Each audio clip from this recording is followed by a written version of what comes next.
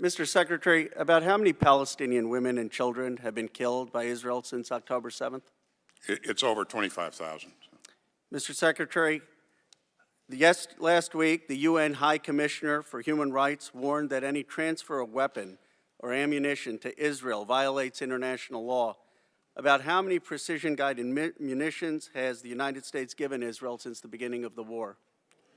I don't have that number at my fingertips, but we have endeavored Mr. Secretary, it's about 21,000 precision-guided munitions to Israel since the start of the war.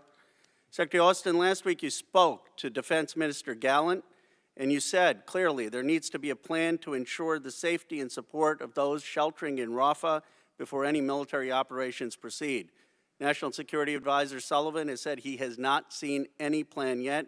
John Kirby said it would be a disaster to invade Rafah.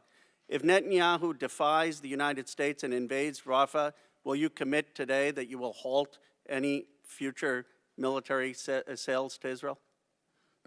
Obviously, sir, that's a presidential decision, but you know, we expect that.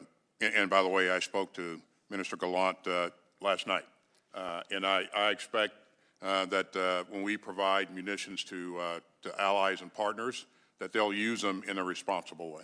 But would you make a commitment that they defy what we're saying and they violate international law, by the way, which is opposed to National Security Memorandum 18 and National Security Memorandum 20, that if they don't do what we're saying, that we would halt those arms sales or transfers? Again, the decision to halt the provision of security assistance would not be mine. It would be. What would you recommend?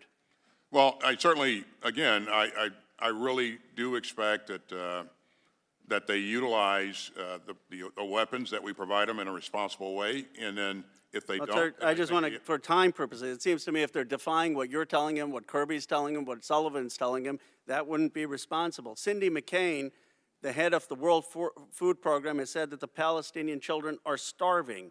Extremist settler Stomrich, Israel's finance minister, stopped American flour, which our taxpayers paid for to get into Gaza.